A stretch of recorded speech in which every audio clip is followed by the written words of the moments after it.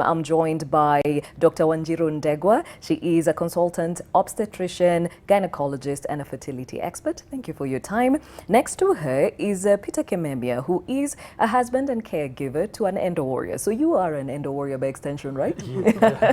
All right. And next to him, his wife, Esther Kimemia, who is an endo warrior and also founder of the Yellow Endo Flower Foundation in Mombasa. Thank you for your time. Now, I'll start off with you, Daktari.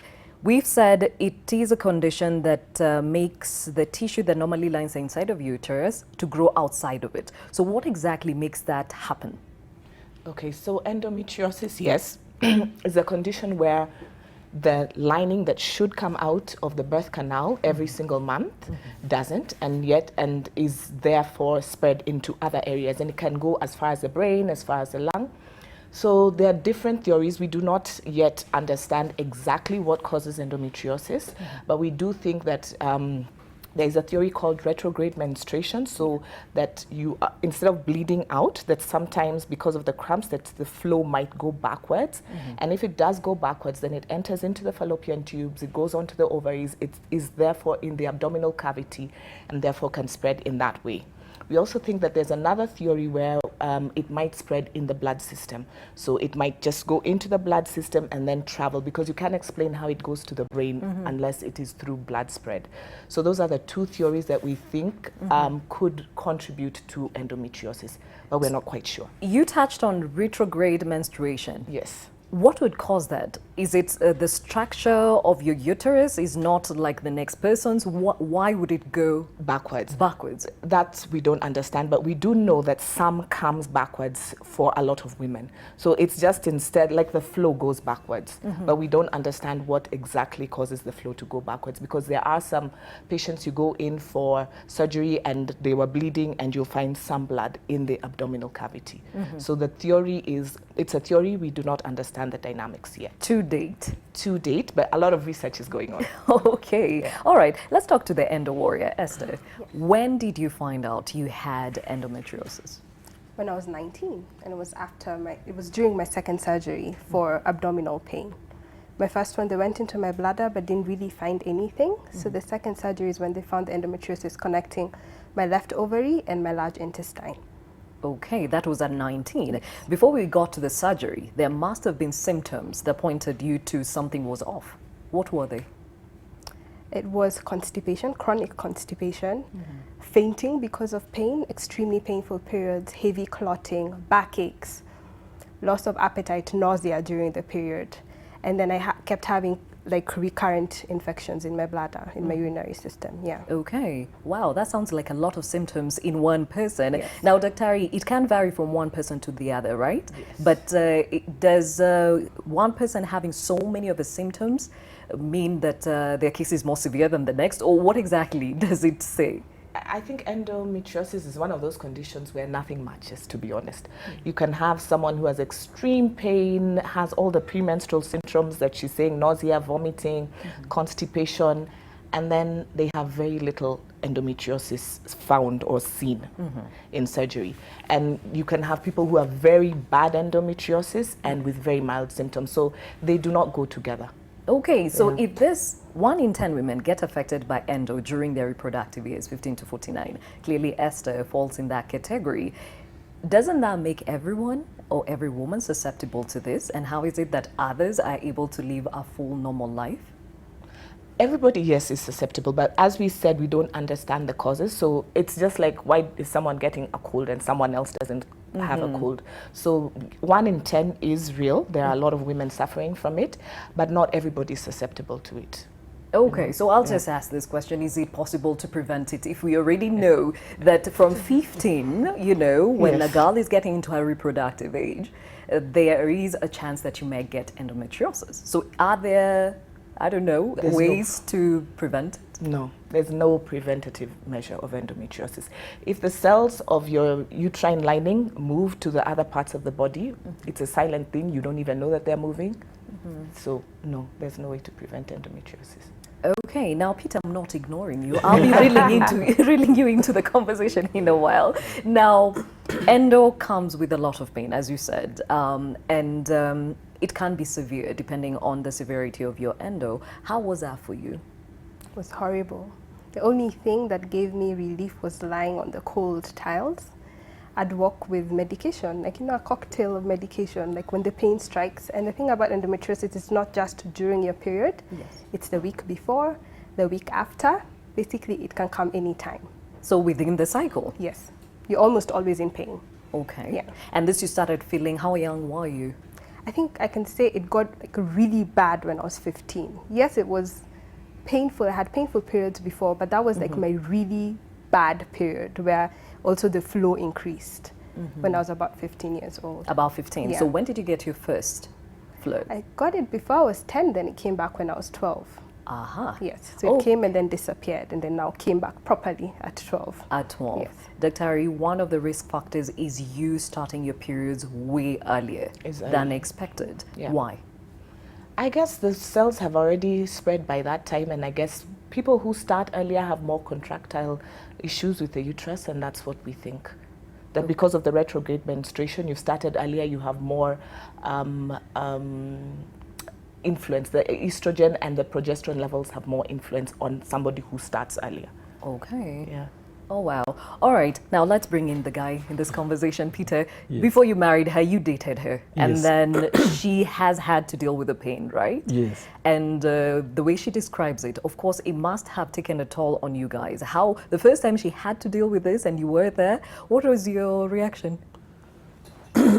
Actually, the first time I met Esther, she was actually coming from surgery.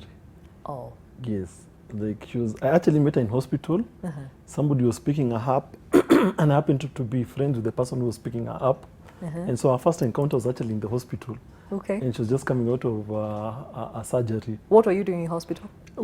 I was with the person who went to pick her from the hospital. Oh. Yes. Okay. Yes. How convenient. Yeah. Okay. Yes. So for me, it was my first encounter with her was, you know, in hospital, sick. Of course, I didn't know at that time anything about endometriosis. So, but as we got to know one another and we started dating, Yeah. I mean, the realities of endometriosis now start to face you. You know, there are all those questions that come up. You're like, people are like, you know, do you know this person is this sick? Do you know it means that you could, if you get married, that there's a probability that there may be no children? Yeah, and all these questions came up. But for me, I think it was, we were able to go through and, you know, just be there. Actually, for even her second surgery, I think I was actually there also. So, but it was just to be, there was also that element of empathy that for her condition, especially because the pain, a lot of people don't understand the pain. Not many people sympathize or empathize. They are more like, you know, suck it up, you know. Yes. Everybody deals with painful periods, you know. So, but for me, I think there was grace during that particular period. Okay, that sounds very rosy. Yes. Now, after everyone has told you she's got issues, she might not do this, she might not do that, Yes. and then you watch her go through that excruciating pain. Yes. How did you handle it? Because it's like a man taking his wife for to give birth. Yes. They can't really understand the pain, but Yes. you see them pacing up and down, so That- you can see the Yes. the turmoil. How does that? Where does that leave you? Actually, the second time she went into hospital, I was actually with her, and as a result, because we were together, I'm the one who actually went to hospital with her, and I'm the one who had to pay the hospital bill because, like, you know, she's in so much pain. Yeah. You are with her. You're the person who's with her. You go to the hospital these days. That time the hospital has like to even see the person. We need. I think they were asking for 15,000 or something of the sort. So I was like, okay, let's first pay it as we figure out what is going on. So yeah, so you are just like, it was something that is constantly there. You know, you're like, okay, it's a condition that if I make the decision to live with this person, then you probably know that it's something that you'll live with for a long time. Yes. You're a good man for dating her and marrying her still with the same. And we'll be getting to some of the stigma that comes around with it. Dr. Ari, endo comes with a lot of pain. Now, I think the reason why it's normalized is because most people think as periods come with cramps. So how can you tell the difference? When is it time to go see the doctor? Okay, so different people start up with the symptoms differently. So most of the time, when you're starting out your period as a young girl at 14, 13, whatever, you will have a little bit of pain, mild pain, because the uterus is contracting to expel the blood. So mild pain is normal and in most people. But when you start having to pop a lot of pills, take a medication 3-4 times and the pain is not going away, when you start having to go to the, like S went into an emergency room because of extreme pain during the period, I mean, that is not normal. There is something wrong. Sometimes it's not endometriosis, but there is something wrong. That said, there are patients who have very mild pain, and then when you get into the abdomen, because a lot of them see me when they have fertility issues, then you find the endometriosis. So endometriosis is not equal to the pain that it causes. Some people have very mild pain and have lots of endometriosis, and some people have a lot of pain and don't have that much endometriosis. So I think the point to take home for women is that if you feel that your pain is abnormal, just see a doctor. If you're popping Brufens, I mean, every 6 hours, every 4 hours, and pain is not going away, you need to see a doctor. Or having that sleepless night and sleeping with an ice pack thinking it will make it better, or a hot water bottle. Yeah. Okay. Now, when you look at the symptoms, and just reading on this, it just takes you aback. One of the symptoms will be pain during intercourse. Now, this is where coming with a married couple. I mean, that could also lead into a lot of pull and tag within marriage. Is this something that you dealt with? Is this something that you found yourself having to, okay, fine, it's not only the cramps or the pain, it now is affecting other parts of me?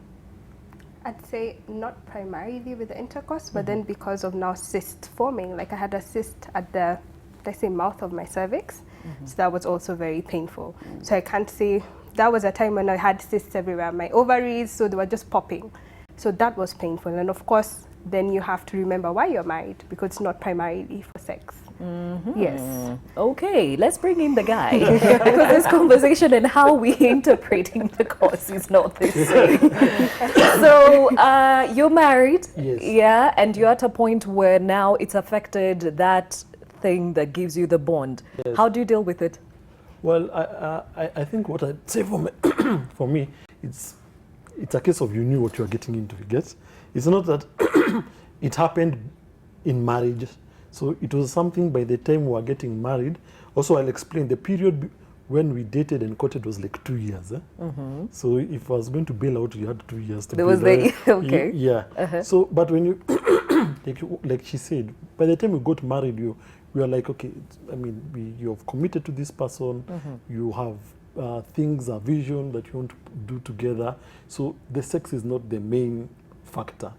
Like, well, it could, you've already thought about it, You're a guy. Yes. Yeah. Yeah, you're like, it could be a factor, but I could say for us, I think, other than even the time where just like the period where she had the cyst, it's not been a major factor for us. And I think that's something we can be grateful for. Okay. Yes. Now, again, you're a different man. And I guess also information is power. So that empowered you from the get-go. Yes. Now, Daktari, pain during intercourse, pain with bowel movements of urination. Talk about that. How does that now affect that bit of you? Yeah. So as we said, endometriosis can go anywhere. So we have clients, so we have patients who it has gone into the bladder, so literally inside the wall of the bladder. And therefore, when the bladder contracts and you're urinating, during the menses, you pass blood, and that is extremely painful because it's not supposed to be there. You're supposed to have a seamless flow of the blood at the right place. So what S is saying is actually true. Like if you have cysts around your birth canal at the area where you have intercourse, it's going to be painful because it's inflammatory. The SIS on endometriosis means it's inflammation.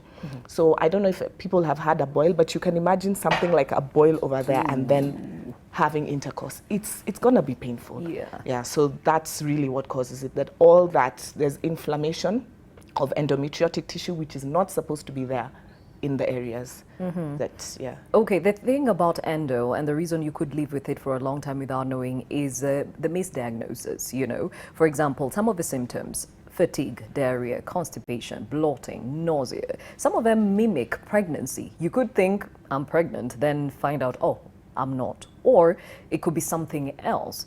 Does that increase the chances of misdiagnosis? Or which part of the severity of these symptoms should you stop and say, okay, fine, let me go see a doctor? I think people, endometriosis is masked by a lot, because even indigestion, you could feel, oh, I have some indigestion, it might be anything. So for me, it's anything that is associated with that period. So when your menses is coming, if you're having all the fatigue, if you're having extreme fatigue, some fatigue is normal. But if you're having extreme fatigue, you're having extreme pain, you're having a lot of constipation at that time, if you're having the frank symptoms like bleeding out when you're urinating, or you're having even bleeding when you're having a long call is there. So those, I mean, those are red flags. You should really just see a doctor at that point. Okay, but you also mentioned that there's some women could have a lot of endo, but they don't experience the pain. Yeah. But maybe they have those other symptoms, the fatigue, the diarrhea, the constipation. But then again, as you know, when people are talking about your menses, there's that moodiness that comes with a woman. And you could easily think it's normal. Yes. So what is it about normal that you should now start interpreting as not normal when it doesn't have to do with pain? When I think when it becomes, if it's every single month and it's extreme, then you get the hint that then maybe you should go and see a doctor. Yeah. Okay, so you've done a lot of surgeries, yeah? How many? I've done 3. Three surgeries so far. And just reading through some of the risk factors is that surgical scar implantation could be one of those. The moment you get surgery, whatever kind, the endometrial cells could attach to that surgical incision. Is that an explanation to some of the subsequent surgeries after the first one? Yes, the third one. Okay, so the what third happened? one, my appendix ruptured, so they went in to clean that, but they also went in to remove adhesions on the left side. So that was also causing a lot of pain. I think that surgery was more painful even than the second one. Oh, wow. Like even recovery was worse than the second one. Why? First, I woke up to scars I had not anticipated. I thought we'd go in through the same incisions. Then I woke up and found I had been opened up differently. And I was young. It really affected my self-esteem. I remember telling him, just look what they have done. I hadn't expected that. And now also the incisions were a bit bigger than the last time. Yeah. Okay, Dr. What would inform that? Why would they attach to the incisions? What's the explanation? So I'm not sure I'm very clear about what happened, but I know what you're asking is whether you, when you're having surgery, do you spread the endometriosis? Exactly. Yes, and it does happen, to be honest, because remember they're cells. So if and a lot of people have had at their umbilicus, because most patients are now getting laparoscopy where we go through the belly button, and then after that you'll find that somebody has an endometriotic lesion at the belly button, or could also have it not prior to surgery because of the blood spread. So it's just the cells that have been transported to somewhere else. Some of the surgeries, hysterectomy, C-section, Yes. doesn't that now open up more women to this, or does it now accelerate it? Not really if it's done well, to be honest, because the C-section, we're not really, you don't remove the endometrial cells. So I'm talking about where you already had endometriosis, the cells are there and we're trying to remove them, and some get caught up somewhere. Yes. And in the case of somebody with endo, Yes. there is no way to avert the spread, even when you're going in knowing very well this patient has endometriosis. So what we have done sometimes is given medication that will shut off their system, and therefore the inflammatory part, or there are not that many cells at that point. So that kind of guards against it. But it's not very common, to be honest, to spread it. It's a very small percentage that is spread. But even just listening to you, it needs a doctor who knows exactly what they're going in to do. Yes, yes. Before you go into surgery, you need to map out your surgery.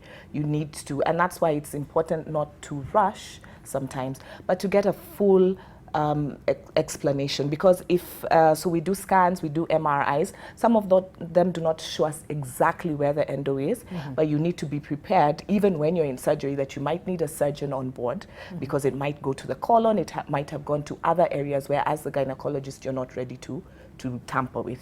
So yes, it does need planning, and it needs mapping out, and you need to know exactly what you're going to do. So maybe that's what happened to her. They went for one thing, then realized, ooh, something else has gone somewhere else. Yeah, but at least they called a surgeon, I think, Yes, to we remove had the a general, appendix. So yeah. they Okay. still called in an expert in the area that is not the gynecologist. Okay. All right. Just listening to all this, I mean, as a guy, and you are taking this in as a secondary person or a patient, Yes. is there some sort of, I don't know, counseling that you've done? Because you can read up as much as you can. Yes. But walking with her without feeling that pain, but seeing all these changes, Yes. must have an impact on you. It does, but I think probably in my case, I don't. There's no like saying anyone about it. I just think maybe the aspect of faith and trusting that I know things are going to get better. Yeah. I mean, you have that hope and that belief that things are going to get better. So it just keeps you, moving. But also, there's the element of like we can see. Like, there's one thing I keep on telling her daily. If there's a change, even I think we had this conversation with her yesterday. Yes. If there's a change I can tell in your life, it's the health in regards to endometriosis. Like, 8 years, 10 years later, like it is so different. Like, How? Like she's getting her life back. Like After the surgeries. not, and I wouldn't necessarily peg it to the surgeries that have gotten her better. Yeah. But just okay, like after the surgeries, so changed her diet. She's like, but like I said, I'd really want to believe that it is the prayers that have, yes, that have truly healed her. So you can actually see the difference. You can say, and for her, like it feels like a part of her was lost.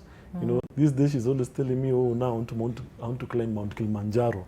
Now I want to do this. Now I want to do this. In fact, these days we are saying, hey, we have released you to the world. I guess it's a warrior in her speaking, right? Yeah. So we are like, even our daughters know, they're like, okay, now we see a little bit of less of mommy, but it's that element of, now I'm at that place, like I feel I'm so alive.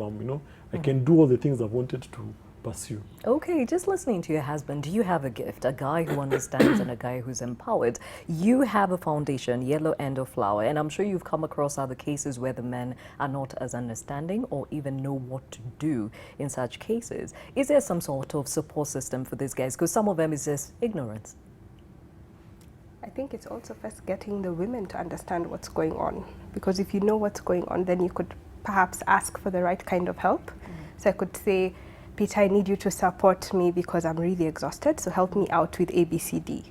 But if I don't know why I'm tired, he could even label me as lazy. So I think also from understanding myself, then I'm able to also go and ask for X, Y, Z help. But I do have support groups for the women, not yet for the men, but it's something that we're hoping to start. But we live in a society that has normalized pain. So even as women, we normalize pain. So men just ride on what we are already doing. So if you said your periods are painful and my periods are painful, then they're like, oh, everyone's periods are painful. Yeah, it's a normal thing. But when we break the silence, then we'll have men come on and also support us as we're breaking the silence. Okay, I just had to drop in there because we need to understand why we're having a guy in this conversation is because they're stakeholders in their reproductive health, so they need to understand. Now, back to you, Dr. Another cause reading up on this is the immune system disorder, which makes the body unable to recognize and destroy the endometrial tissue. Now, is this pointing to maybe a link with the lifestyle diseases today? Could that now be weakening more women, and that's why we're seeing the prevalence rate higher? Yeah, I would say that when I was in school, endometriosis was not a black disease, it was a Caucasian disease. In the textbook, they say that it's not in Africa. And then you come out and practice and you find, yes, it is. And to be honest, we found it more in the more affluent society. And one of the reasons maybe is because they go and seek health care, but we also think it's because they eat worse and we are not doing the right things for our body. So I like that you mentioned that S got better, yes, with prayer, but that she did change her lifestyle in terms of eating and eating habits, because all these things have a bearing on your immune system. And We have clients who say, I just changed my diet. I did stop gluten, stop the red meat, drink more water, stop sugar, things that honestly we are supposed to do for a lot of us, and that are healthy, and they're better. And that does mean that there is an inflammatory and immune base associated with endometriosis. Ah, Yes. okay. Just before we take a break, change of diet for you, Esther. What does that look like? What did you have to let go? What did you have to take on? I think I first had to realize what I was allergic to. Okay. I think I was just generally in a flare-up. So I did a detox, got off stuff that would cause me to flare. Then I was able to tell when I eat this, it causes a certain reaction. So for me, like there are things if I ate it today, like caramelized popcorn, for instance, because of the sugar, I will begin to feel pain instantly. Oh dear. So I found my triggers, so I avoid them. Okay. Yeah. So it differs from woman to woman. So I can't come and tell you, oh, Gladys, stop eating A to Z, because you'll probably stop eating and ask me, what are we going to eat now? Yeah. So it's to actually figure it out for yourself. What is causing me to feel more pain? So you need to do an elimination process, Yes. right? Yes, and takes time. Okay. Yes. All right, Dr. You touched a little bit on some of the things that we need to let go of or would be advisable on a normal, Yes, on a the normal. red meats and all that. Reduced red meat. For Yeah. endo, you have to live as well. We Yes. can, I mean, you live in pain, and then now we tell you, don't have your little cakes and don't Yeah. have. So you have to live, but we can limit the amount of sugar we take. We can limit the amount of gluten we take. We can limit the amount of red meat we take, and eat healthier, fresh fruits and vegetables. Have your salads, and yeah, and it helps. And sometimes dairy, depending on the trigger factors for different people. Okay, I need to understand. For you, you're a guy, nyama ni muhimu, you know, and such like things. So how do you show your support to Esther? Because I'm thinking it all starts from the kitchen. She could be sitting there thinking, I still want to have what's on your plate, but I can't have it. So how do you support her? Well, I'd say earlier on, especially when we just gotten married, like she said, there are times I need to help her with certain things. And in the early years of marriage, then it became the man who used to cook quite a lot of the times. And now me, I like meat. Like that's my default. Yeah. Yeah. So now you learn to to cook things that then you can eat, you know. So you become a person who now also eating legumes, you know, vegetables. You're like, okay, you can have a sandwich that has lettuce and something, and maybe like cheese. So with time, you become accustomed to like eating the same kind of food. Okay. Yeah, it just becomes easier. All right. Yeah. Then you also, of course, realize that hey, I can live without meat sometimes. Oh, look at you. Oh, you're changing a life by extension, yeah? I became bolder, so All now right. I don't need company. I eat my beetroot without company. Yes. It's fine. Because at the end of the day, you're the one to deal with the repercussions, suffer right? alone. Yeah, Yes, yeah. makes a lot of sense. The conversation here, endometriosis, trying to understand it a little bit better and also busting some of the myths, and we'll be doing a lot of that when we come back after this break. Please, if you have any question or comment, remember you can reach us with those numbers at the bottom of your screen, at NTV Kenya, at Gladys_Gashanja. That is on Twitter. Let's have this conversation, and Daktari is here to answer your questions. Before we get to that conversation again, I guess we take a break. We'll be back.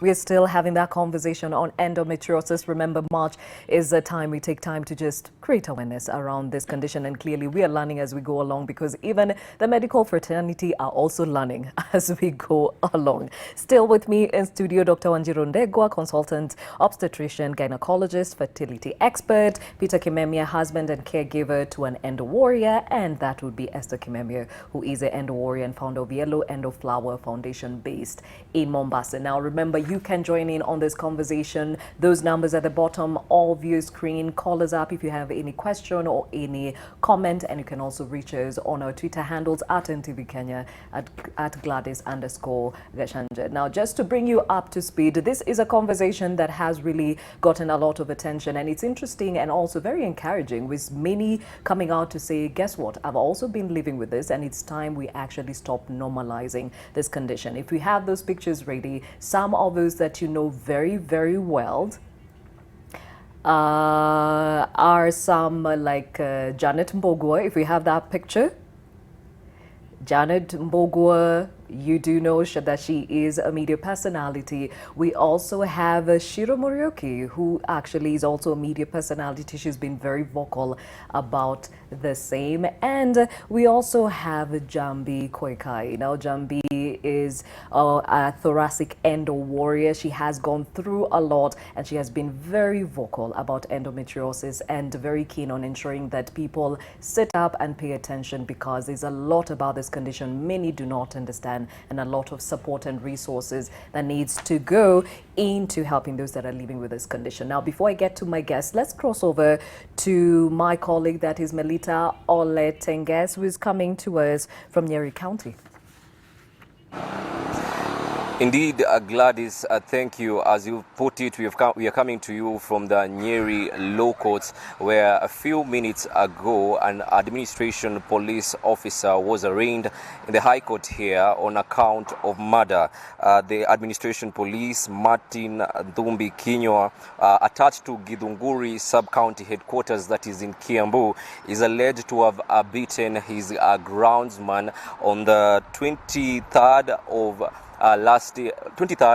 of October last year, and the groundsman later succumbed to his injuries in spite of being rushed to the Karatina sub-county hospital. So this morning, the administration police officer appeared before Judge Jairus Nga here at the High Court, and he was charged on account of murder. Of course, the prosecution asking for 7 days to ascertain if he is mentally stable to stand trial. So he was also granted the 7 days also in regards to lacking representation in court. So on the 5th of next week, the administration police officer will be brought here to the Nyeri High Court, where he will take a plea on this particular matter. But until then, he will be remanded at the Kingongo prison just here in Nyeri. But Gladys, just a recap on what happened that day. We understand that last year, this particular administration police officer was engaged in a confrontation with his groundsman, and after the groundsman was accused by neighbors of trying to defile a girl, the daughter of this administration police officer. Of course, you're going to withhold the name of the minor, but this is what happened last year, and we understand that the police have been going on with their investigations, and the administration police officer reported that the incident happened, and the groundsman was attacked by a mob and he was beaten, and he reported that the injuries that the groundsman sustained was a result of a beating by the mob. But the police have through the investigations have been able to ascertain that this particular administration police officer is a key suspect in this particular incident, and that is why he was brought to the Nyeri Law Courts today and appeared before Jairus Nga. So those are the development ascertaining this case, and we will be keeping our ears and eyes on the ground just to get and more details on this case even as it unfolds. But for now, Gladys, over to you. Tenga is coming to us from Nyeri County, and this is concerning a police officer who was arraigned in court this morning for allegedly murdering his groundsman after suspecting he wanted to defile his daughter. Well, he gave us a more detailed report in our subsequent bulletin. For now, back to our conversation on endometriosis. Now, Daktari, even as we continue with this, let's go back to misdiagnosis for a moment here. At times, endo is sometimes mistaken for other conditions like pelvic inflammatory disease or ovarian cysts or even irritable bowel syndrome. How do you differentiate? I think for a cyst, we're becoming better, and technology is becoming much better, that right now you can actually say this is probably an endometriotic cyst. So that's okay. For irritable bowel syndrome, I think it is quite difficult because it is associated with a lot of other conditions as well as endometriosis. So there are clients who, because men also have IBS, so anybody could have IBS, but I think the importance is to note if things are happening and happening in extreme ways around your menses. So 2 days before your menses, during your menses, and a little bit after your menses, you're getting extreme of anything. Then I think you need to ask yourself, is this just period associated with a period, or is this endometriosis? Because endo is related with menses. Yeah. Okay, Esther, before you got to the surgeries and all that and you had the symptoms, was there a moment where some misdiagnosis happened? Or did they catch it from the get-go? The first time I was sent to a urologist, they were convinced it had something to do with my bladder, so they didn't catch it then. So they just gave me a diagnosis of chronic cystitis, and then I went back. So it was constant urinary tract infections, constant yeast infections, fainting during periods. Fainting? I was told it was all in my head, if that's a diagnosis. Yes, all in my head, imagining it, I should suck it up. So there was it was normal. Okay. Yeah. Which points to the medical fraternity, some of them not knowing exactly what to look for. And I'll get to you, Daktari. Now, as a husband, a man walking with her, and at times you have to sit through consultations or instances where you can clearly see somebody is missing the link. How did that look for you and how frustrating was it? I guess it can be very frustrating. And for me, I think when we were just discussing it today in the morning, that a lot of times, like maybe when we went, when we went to see a particular doctor or a gynecologist, the first impression we got of the doctor was very important for us. Always, like, there are our own personal parameters we kept, which we said, okay, if this doctor, we go and there's A, B, C, D, then we think it's somebody we could go with. So it meant that for quite some time, you're like, okay, you go to a certain doctor and you're like, no, I don't think so. Like, I don't think this is where we're going to. Yeah, so we constantly, I think like there's even one particular doctor, we saw him the first time and I just told her, this is not going to work. this is not going to work. Why? He did not look like he understood what you were dealing with or what? Yeah, I just felt, I think he has another tangent. Okay. So you get to start, getting a feel for, I think this could be the person we go with. Along the way. Yeah. And they say you trust your gut feeling. So Yes. okay. Yes. All right, Yes. Dr. Harry, we're talking about medical practitioners, and as you're saying, the fraternity is also trying to understand this condition. But then again, it points to the fact that with something so complex, we need more specialists in endometriosis. How is that looking in Kenya?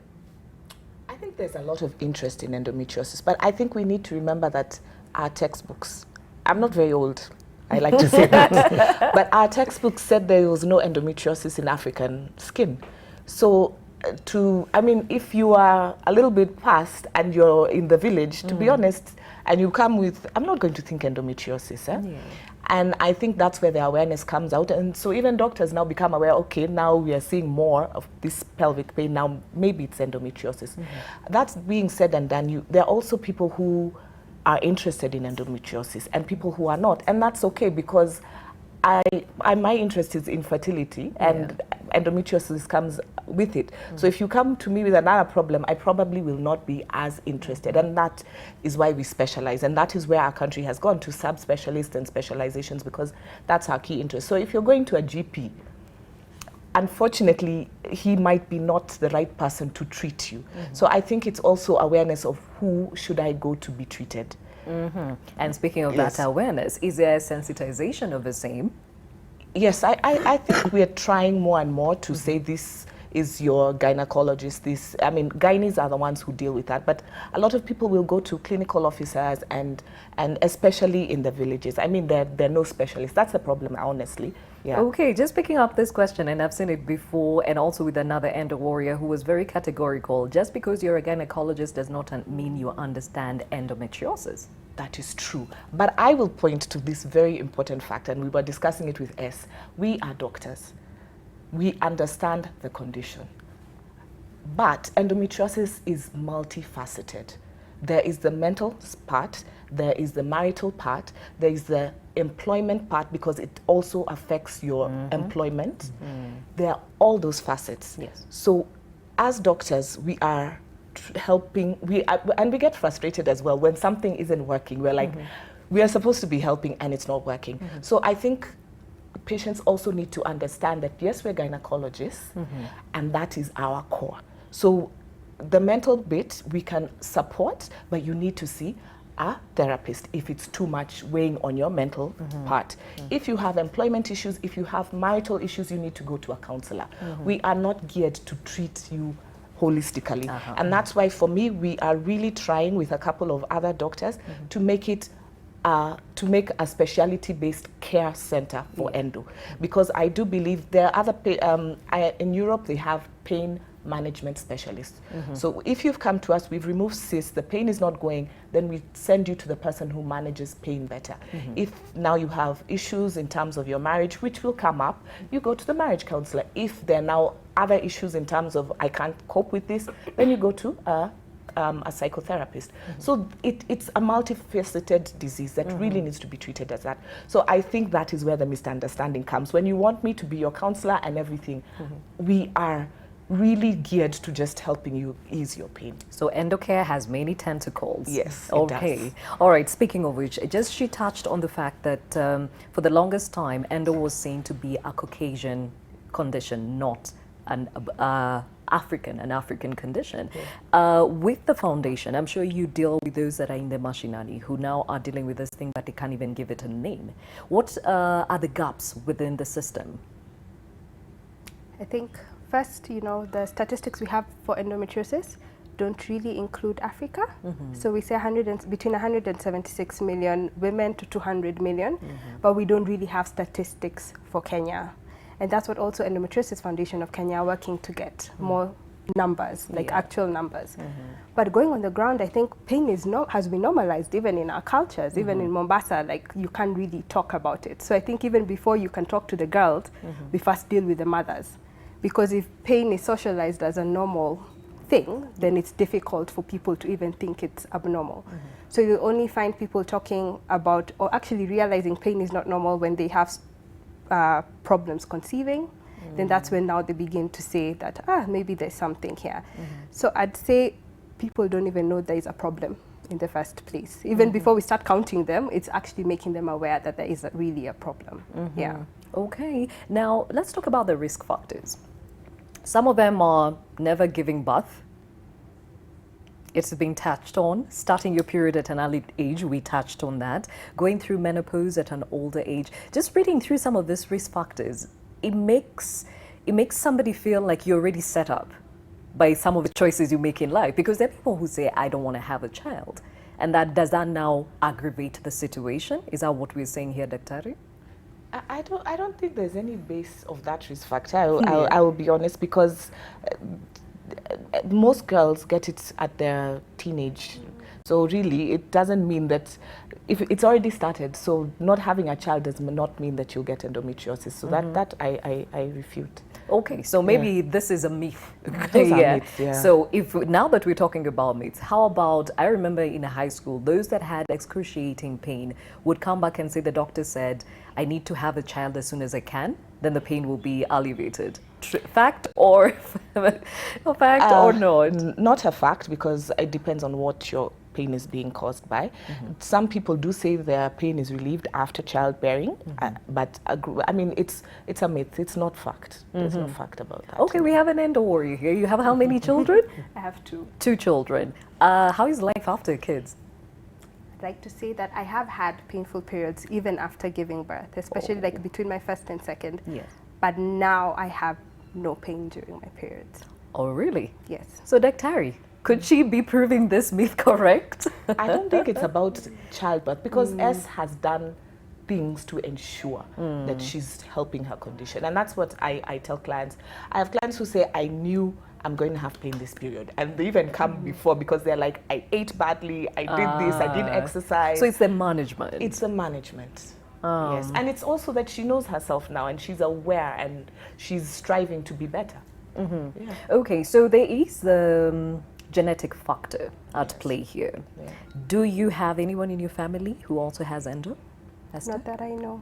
So We just have history of painful periods, but no one has a diagnosis. So you're the first to get the diagnosis. Yes. But now, in retrospect, there probably was endo in the family. It's just that it's not been put on paper, right? Yeah, it would be good to see. It would be good to actually have proof. Yeah. Yes, yeah. Dr. Ari, true? Yes, there is a genetic link. Okay. Yeah. So for you, 2 daughters, you said, wife who already has endo, and you're hearing the statistics. Yes. In your head, you must like go like, I think we might have to deal with this with the babies at some Yes. point when they're grown, right? Yes. Have you had that conversation? Yes, we have had that conversation, and I think for me, I keep on telling Esther, I'm just praying that it's not going to, like, it's stopping with that with your generation, you know? Yeah. Because I mean, just seeing what Esther has gone through, and then you imagine your daughter. You're just like, I mean, it's not something you'd wish even on your worst enemy, you know. So it's things where it's constantly at the back of our mind. But the good thing is that Esther, having gone through it, you know, some of the things like eating right have already started. Like, we are not waiting for that time.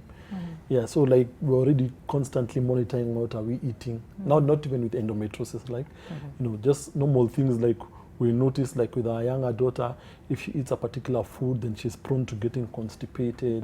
So, you know, we'll move away from that kind of food. Yeah. So it's just to make those things, you know, take precautionary steps before. Yeah. Okay. Yeah. A good idea. And then also have the conversation at the right time that, yeah, you know, yeah, this could happen. Okay, let's touch on the complications. Infertility is up there with the endometriosis, but you guys have 2 kids already. How was that?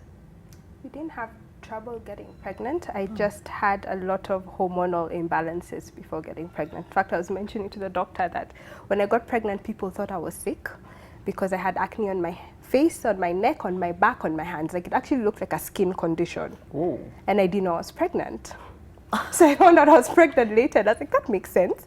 So, but I can't say we really struggled getting pregnant. I had maybe a bit of bleeding through the pregnancy and had to take a bit of hormones, but we didn't struggle with infertility. Okay, for you, Peter, with all the reading and what you had been warned again, you know, ahead of time that this might be difficult, and then you don't have the difficulty, you must have gone like, God, thank you for hearing my prayers, right? Yes.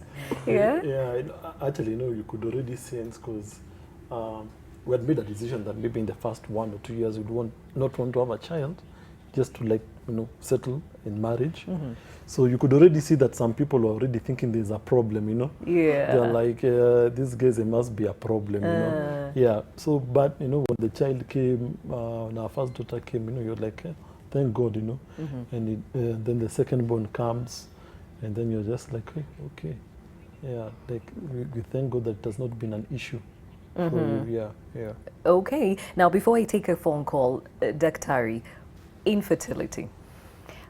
Okay, it works both ways. Layman, where the egg is not released or it's obstructed from going to where it's supposed to go so that it's actually fertilized, or even the killing of that sperm to start with. How now do you help couples go around this? Okay, so I think it's important to note that endometriosis is not equal to infertility. One, that not all patients who have endometriosis will struggle with infertility. But it depends on where your endometriosis is. So patients who have cysts, ovarian cysts, are at a very high likelihood to have a problem conceiving. And that's because the tissue that is in the ovary is our eggs. It's what we're wishing happens to become a baby. So if your ovary is full of endometriotic tissue, then the number of eggs on that ovary are highly reduced. And those are the patients who need to be told early, whether we like it or not, that you need to get your children as soon as possible. So that one is very clear. There are some patients that we just don't understand. Because of the inflammation, it's not working, it reduces the implantation. So after fertilization has occurred, the embryo has been formed, but it's not implanting onto the uterine cavity, and that's an implantation problem that happens with a lot of patients with endometriosis, even after IVF. So there are things that we do to assist those patients, but it's not everybody. Endometriosis can also block your tubes. Remember, it's retrograde menstruation, which is the blood going back. Yes. So scarring can occur in those tubes, and you have blocked tubes because of endometriosis. So all those will affect your fertility. So it's not an absolute, but it's important if you have endo, as you were told, to really think about it and have your children early. And if it's not working in the first 6 months, seek help. Okay, and speaking of which, we have a phone call. Winnie from Nairobi, what's your comment or your question? Hello. Hello. Can you Yes, hear me? Winnie, yes, we can hear you. Sorry. I'm just thankful for the topic of today, endometriosis.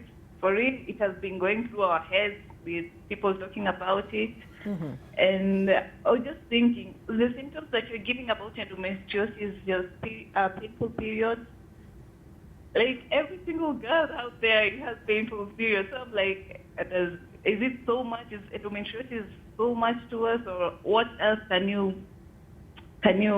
what other symptoms can you put across that somebody will say, okay, this looks like endometriosis? Because for real, like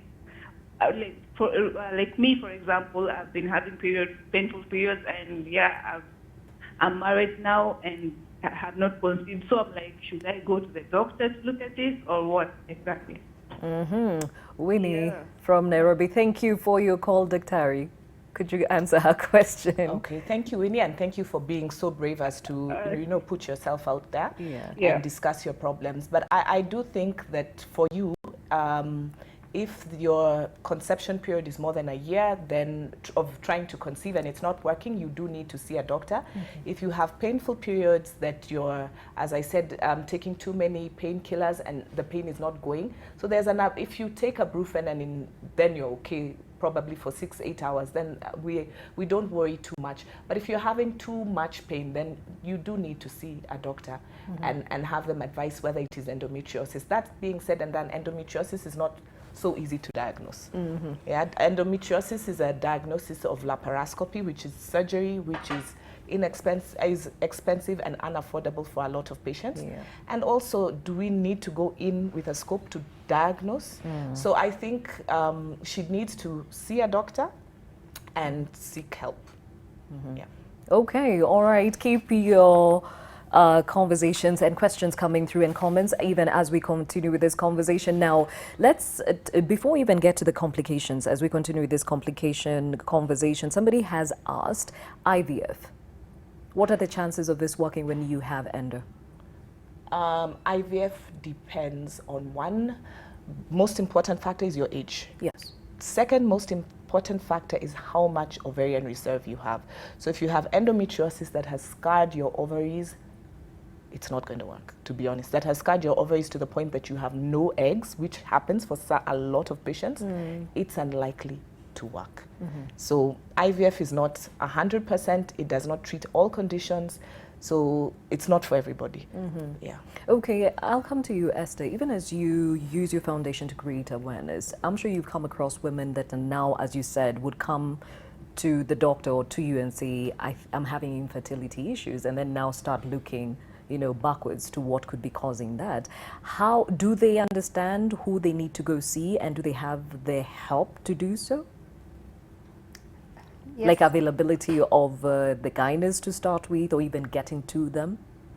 I'd say no, because also not every gynecologist is a fertility specialist, Yes. so they could be seeing the wrong doctor for the problem. So I think also there needs to be a lot more awareness around that, and also it's not affordable. That's the other thing. And for many people, they're hoping for a miracle because they can't afford IVF or any other treatment that may be offered. Okay. Yeah. Now I'll put a pause on how much it costs because that's coming up. But another complication, breeding up on this, is cancer. Yeah, ovarian cancer, and in rare cases, there's the adenocarcinoma. Did I say that correctly? And that can develop later in life for those who have endometriosis. Why? Cancer is just an abnormal growth of cells. So we're already having abnormal growth of cells in endometriosis, cells that are not supposed to be where they are. So that's why. But that being said and done, it's a very small percentage. I think it's 1% of endo patients who will go. So it's not a high risk. So I don't want people to be very scared. Okay. But there is a risk factor, but it's 1%, not too high. So for somebody who's thinking, okay, fine, I need to take preventative measures so I don't have to deal with this in the future, what would you advise? I'd advise that you get your regular checkups. As a woman, we do them too infrequently. We don't do pap smears, and we know that helps with cervical cancer. It's eradicated in some countries. So we just need to get our regular checkups, do your breast scans, do your pap smears, do your pelvic scans, because if you see a cyst too early and then you go back for follow-up and it's growing at an extreme rate, then we know, okay, we have a problem there. So it's the checkups. We need to do our checkups. Okay, now endo, as I said earlier, and you mentioned on the same, is normally within the reproductive, parts of your body, but it can also spread to other parts. Now, one of the media personalities that's living with a very severe case is actually Jambi Koikai, and she's actually a thoracic endo warrior, has become so bad she's been classified as stage 4. How does it get to that point? And she talks about her lungs collapsing even during her periods. Explain that. Yeah, I think for Jambi it's an extreme case. It's not very often that it goes to the lungs and to the brain. And as we said, we think it's the blood, it's spread through the blood system and went to the lung. So what's happening for Jambi is every time she bleeds, she has the endometriotic cells in the lung cavity. And what happens is that as she bleeds menstrually, they bleed as well. So blood fills in the lung. And therefore, your lung is like a balloon in a cavity.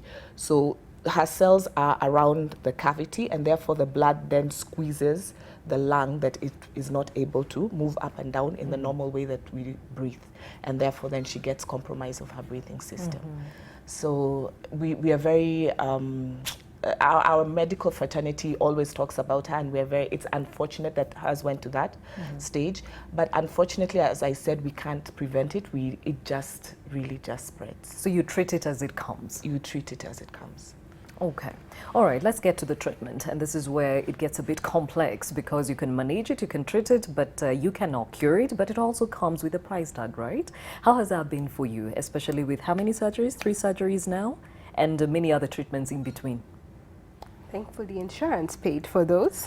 But it was corporate insurance. Trying to get it under a personal cover is very difficult. And also the drugs, because I was on hormonal therapy, it's also quite expensive. Even the hospital visits, let's not even go far. Even just the hospital visits, how much you pay for consultation. Having to go to the emergency room every month or every other month is also very expensive. And then the fact that endometriosis even affects earning a living. Some days because it affects you when you're on your period, before and after, there's only so much energy you actually have to work. Yeah. Okay, for you, Peter, you've been part and parcel of this, so I can imagine doing your monthly budget, and there's that budget that goes into, caring for her. How has that been?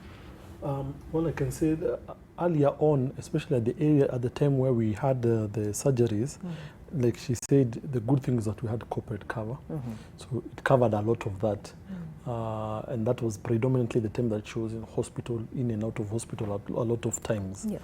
But that said, also, sometimes it does get to a point where, like, you have to spend your own money. So initially, I know we used to operate with sort of like a emergency budget or sort, where we knew, like, okay, if we needed to go to hospital, we have this amount just in case we need to go to hospital. Yes.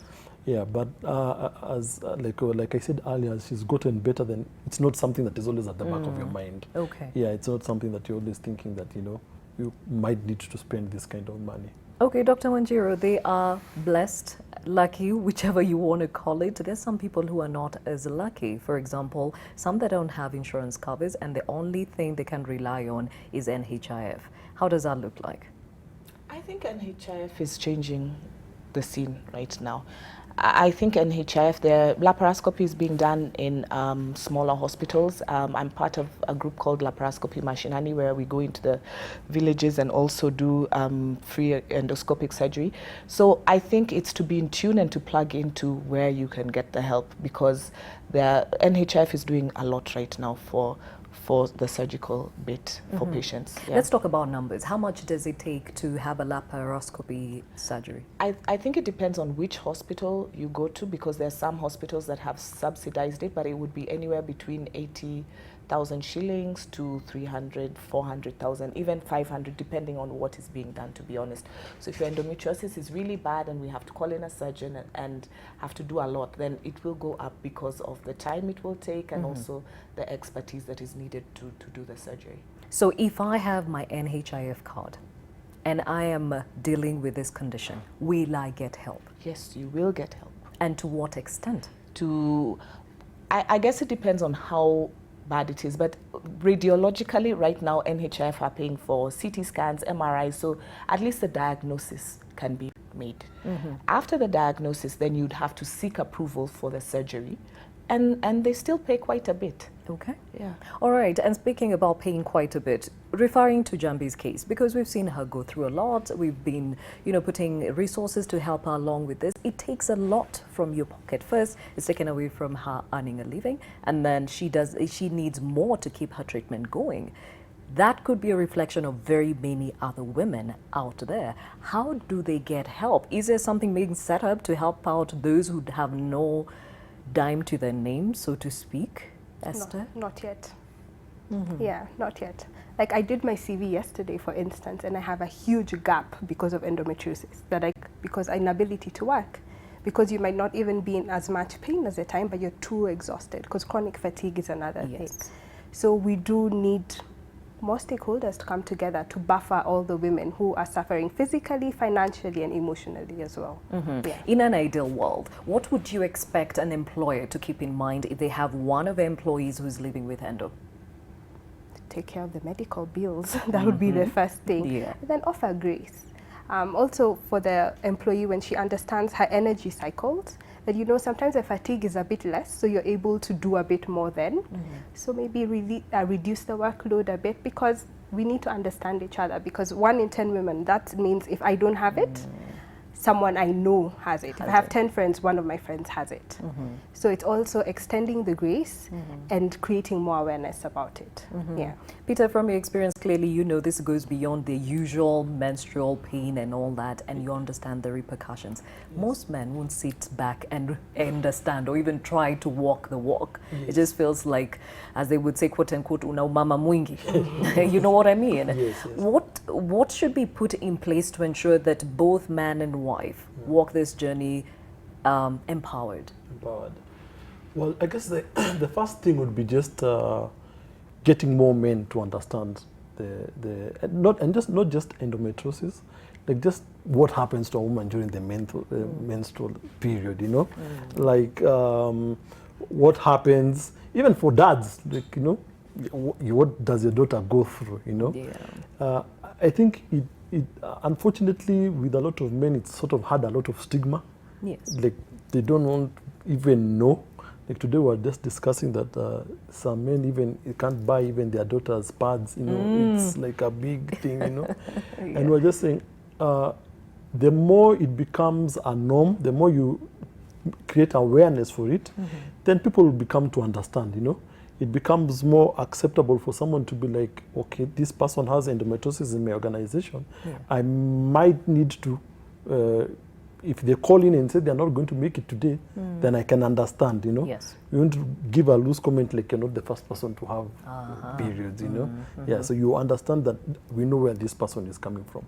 So for me, I think the key thing just becomes just creating awareness about just the whole menstrual issues. Yes. Now, Dr. Harry, scarring because of the surgeries, you're going through pain every other month. You probably cannot get to do as much as you can, be productive in society. That's a lot to deal with, and it can affect your psychological being. How is this what is being put in place to help? And I know you touched on it being, apart from treating the endo, there needs to be a certain support system. Ideally, how should that look like? I think in the ideal world, we'd want a center that has every facet of endometriosis, where I can go see a doctor who is in tune to what endo is and what it means for me.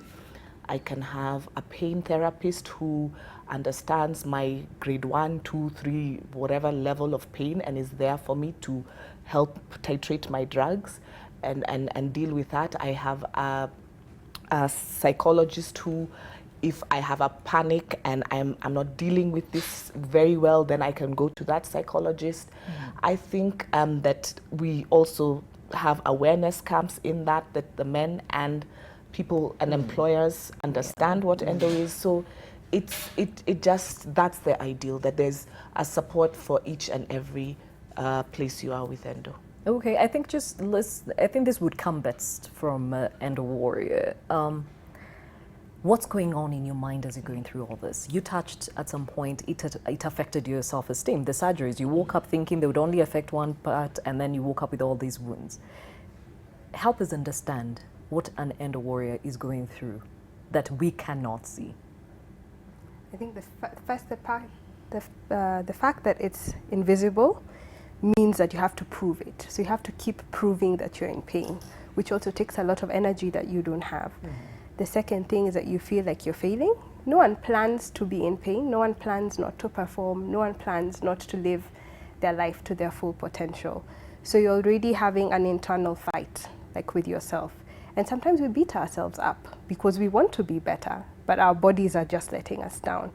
The other thing is when you feel like you're not getting help from the people that you need to help you, or you feel stuck because you need money and money is not coming. So it's a lot of, you're at loggerheads a lot of the time. And it's very easy, especially if you're on any hormonal drugs, and you could also now start going into depression. So there are very many triggers that can come up. Some people are also anxious at the time. And also, you see, we don't live in a bubble. You don't treat endometriosis in a bubble. There are outside triggers. So if you're in a stressful environment, it's also pitching in. So I'd say it's hard, and you change. It changes you. Endometriosis changes you. It takes a lot out of your mental strength, and you have to constantly keep redefining yourself, redefining your dreams, and shelving the ones that you can't live out, and working with what you have, which is your reality. Okay, now Peter, just listening to what she's describing, are there instances where you've literally had to check in and save her from herself, where it's become too heavy on her? Yeah. I remember, I think it was a second surgery, during the period of the second surgery, and I remember, like, even one time, I think when we checked into the hospital, the doctors actually didn't believe that she's in actual any pain, and it got so unbearable for her at one point that the only thing she could do is just start crying. So, you know, the tears are like, her tears are just now flowing. And you are just like, you know, you have to be there, just encourage the person, you know. I mean, we are together. I might not be able to feel the pain, but I'm here, you know. So just being able to be there. And I think for me, it also taught me something, like just seeing how people react to, endometriosis, and maybe also to other diseases, that a lot of times, I don't know, maybe because of the way we are in society, people don't know how to deal with a sick person. Like, they're not too sure. Like, it's okay if you're a disease where we know, okay, this one, maybe this person will be okay by tomorrow, but when it's a long haul, people don't know how to react to that. They're like, and it happens even with you find somebody's, the sibling, a parent, a spouse, they're like, this is too much for me. You know, even a parent saying, yeah, you know, I'm not sure I signed up for this. For this. You know, sometimes you have to sleep in the hospital, you know. If the person can't move, it means that you're the one who has to move them around.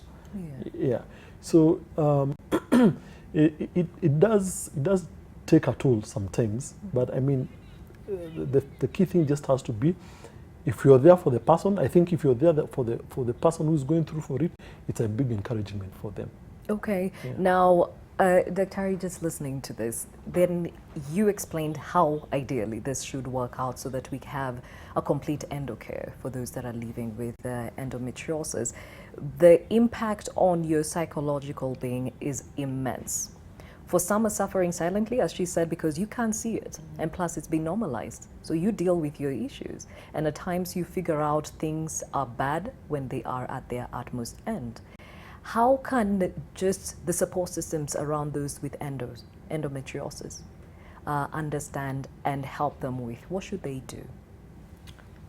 I think from their example, I think this is a wonderful couple to have brought on the show, because I think men need to see other men supporting their wives in that regard. And I am thankful that he came and has been so expressive about what he goes through, because that's all that women need. You need a good support system, I really think. We need to educate our men, our mothers, because it comes from the mothers and the parents of the girls who are undergoing that. We need to educate the teachers, because I do remember even when I was in school, some girls who used to be told that you're just a pretender, and it was endo.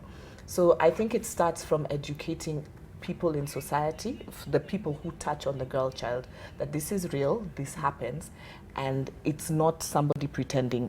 You need to support this person. Yeah. As we wrap up this conversation on endometriosis, I see that conversation going on Twitter, the phone calls, of course, thank you for those, and the text messages. And at this point, Esther, with the foundation that you have in Mombasa, what are some of the mechanisms you're putting in place to ensure that the right support is given for those that are living with endometriosis? Okay. We had our first Endometriosis Awareness Month event last Saturday in Mombasa, the first ever. So that was really good because we got to talk to more people about endometriosis. Where? It was at Mombasa Works in Nyali, and we had over 50 people come in. So it was really nice. And we had a lovely panel that represented women who've been diagnosed from 19, in their 30s, and in their 40s as well. And every other month, so every odd month, I host a support group meeting. So you can find the details of the support group meetings on my Facebook page, Yellow Endo Flower. And it's open to anyone who just wants to come and talk. We tackled mental health in January, and more people are interested to come. Okay. Yes. I know you're stationed in Mombasa, but are you spreading your tentacles to other parts of the country, or are you working with the Endometriosis Foundation of Kenya, or rather Society of Kenya? Both, actually. I trained at school in Mangu a few weeks ago. Okay. So I'm open to go where the message is needed. Yes. Okay, for you, Peter, again, you are an endo warrior by extension. Yes. And as you mentioned earlier, it is imperative that the men are empowered. Yes. What are you doing on your part to ensure that this is done? What I've done is I've joined my wife Esther in trainings, which is not my area. But I told her, like, there's a gap. Yes. So I think we need to get the men on board. And so last month we had our first training for fathers on dads, on just like the whole menstrual issue. Yes. And I was telling them, how do we cope with it? We had Esther come in and talk about the nitty-gritties of the periods and all that. But for me, it was like, okay, as dads, how do we engage with our daughters when they're at that age of puberty? As we engage into puberty, what are the changes? How do you interact with your daughter? So that we stop making these things so, taboo. Let's open up the conversations. Yeah. So how do you reach out to these dads? Because most often than not, men will just not willingly walk into that forum. How do you reach out to them? Yeah, so we've been, the one last month was actually the first one that we actually planned with Esther. And I was like, I told her, hey, she had asked me, would we be interested to talk to dads? And I was like, yeah, let's get a forum.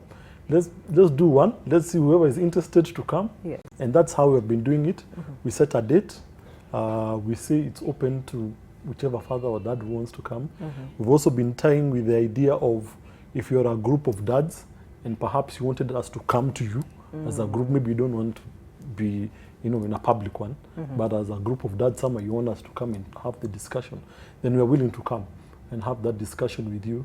And yeah, so that is what we have. It's a new initiative that we've actually engaged on this year. Okay, you would find that most men would rather whisper in your ear without letting everyone else know what's going on. So Yes. do you have a Facebook page somewhere people can, confidentially come to you? Okay, what has happened is because it's not my area it's not my core business. Yes. I'm a businessman. That's my My 8 to 5. profession. Let me start by saying that. Yes. Yes, I'm a businessman with my core being automotive consultant. Yeah. I sell vehicles. That's my core business. Yeah. But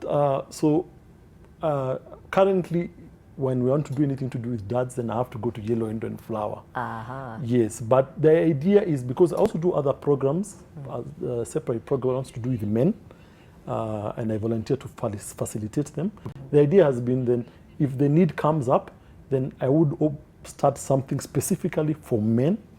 But that said, I think if you contact a Yellow Endo Flower and say you want to talk to Peter, I'm willing.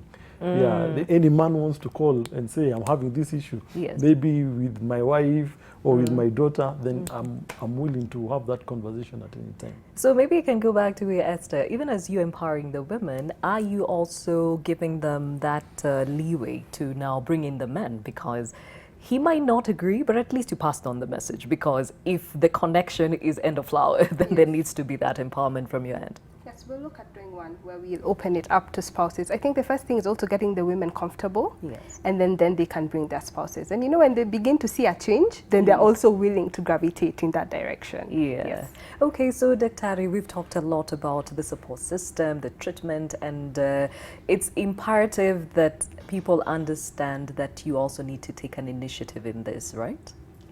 Yes. I think for women, we need to understand that it's our body, and there are things that we know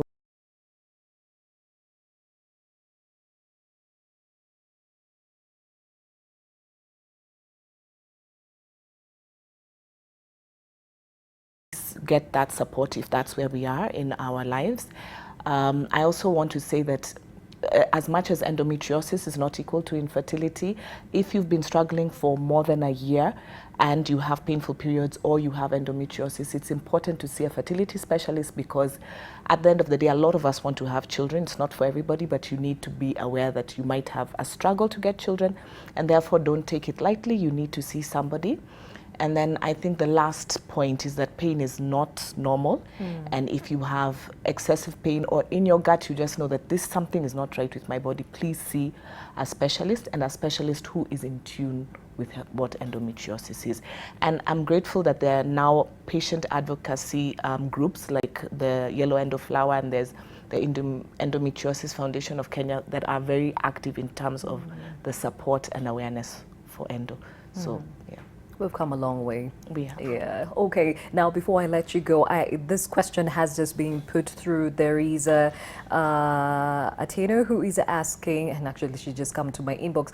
She's asking, some of the things you have to live with is a heavy flow that comes with endo, and at times there are things, or you know, the pads in the supermarkets or in the market that are not conducive to this. So you end up using so much, or at times they're not even good enough to help you along with this. Is this something that you're looking into? Yes. I'm pro-choice. Okay. So that means open to both disposable and reusable options. So I'd say try and find what fits, what works for you. And layering is also an option. So if one pad isn't enough, consider using two. I struggled with heavy flow for a really long time, so I came up with little hacks to help along the way.